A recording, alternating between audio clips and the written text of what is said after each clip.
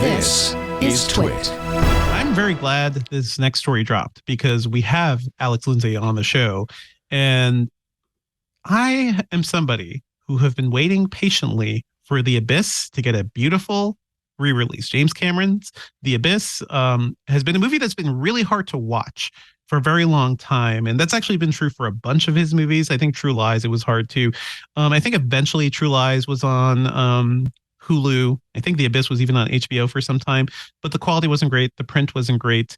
I love this movie. The last time I saw The Abyss was like at a Nighthawk theater, the Williamsburg Nighthawk, on a ratty print that was clearly from the 90s. And it's like so dirty, so speckled, but still such a beautiful film.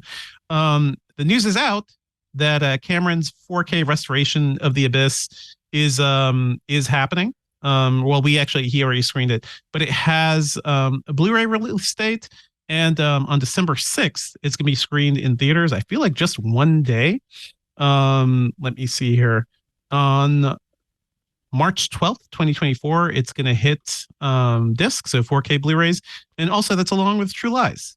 So True Lies is getting collector's edition then too. My question is, what the hell? What took so long? Like, what is James Cameron's at the bottom of the ocean? He's making Avatar movies, but come on.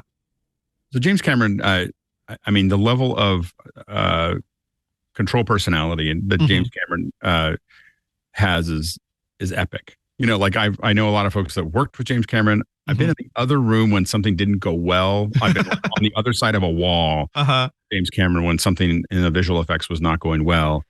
And it was like, I'm surprised things weren't shaking in my room. He was yelling so much, like it was.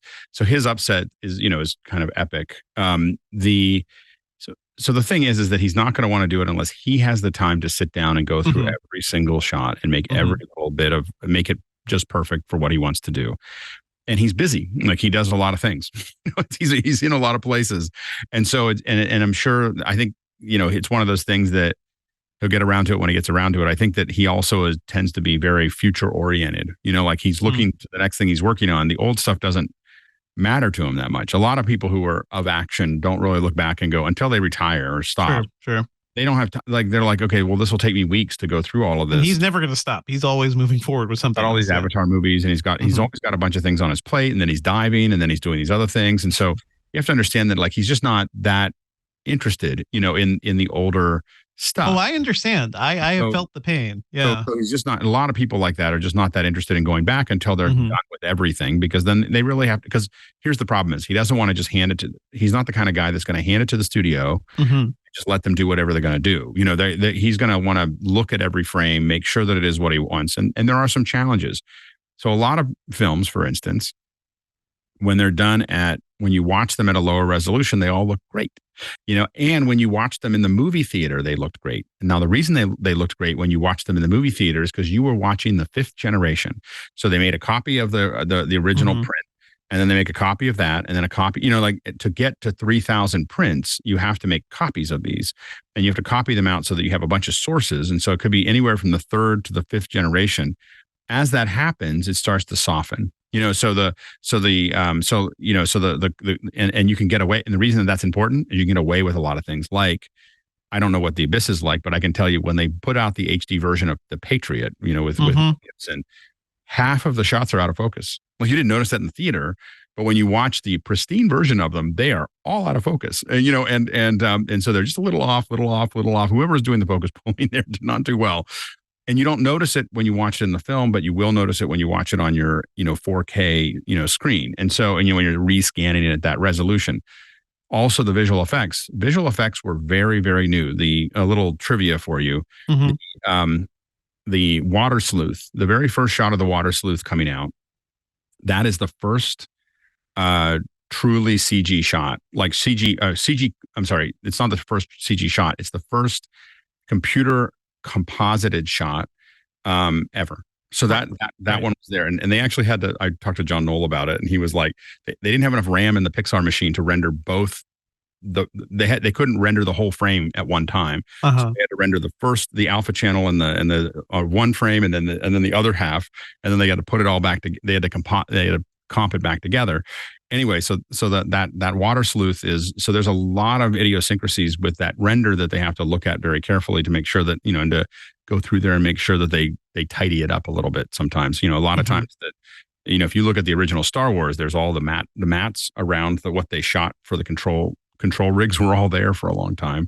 And so anyway, so these are all the things that, and again, a director like Cameron may be tempted to go back and not only, and I don't know if he did this or not, go back and clean some of that up. Let's pay ILM, $4 or $5, $10, $15 million to go back and just tune everything up a little bit so that things that we couldn't do in the early 90s are stuff that we can do now. And if you're going to put it out, if you're going to do it once, I'm sure in the back of his head was, I got to redo it and I got to make all these little things that I knew were wrong right. George went a little overboard by adding new shots and people and characters and everything else. But I think Cameron is probably more of I want to just tune everything a little bit to make it work, to make it hold up at 4K and not in a theater when you're eating popcorn at a low resolution underlit, because that's really what we saw it when we saw it in the theater. Probably half lit. It's a half lit theater, which means that the bulb that they were using for the projector was probably half the power at half power. It saves them money. And so it was probably half lit. It was the 5th generation. If you're watching an average theater, and you were watching it and you didn't think about these things anymore. You had never seen HD before, so you weren't paying attention to little details. And so all of those things are the things that, and I don't think I bet you he didn't change anything other than just tuning. I don't think he added characters, but I can see how he might want to get rid of a little matte line. There's probably things he wants to clean up. But there's a quote from him, from James Cameron to Variety in 2016 saying, he said they did a Wetgate 4K scan of the original negative.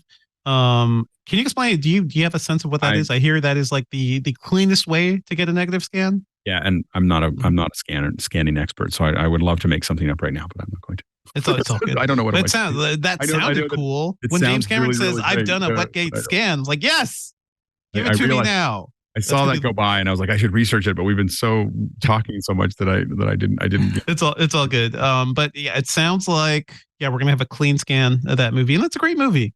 I like Of the Abyss a lot. I actually really like True Lies. True Lies is a good movie that there will be a lot of conversations about what's in that movie, because unfortunately that is when the politics, but also it's very racist and just casually sexist, but it's the 90s. That's what I meant by the politics. Yeah. By everything.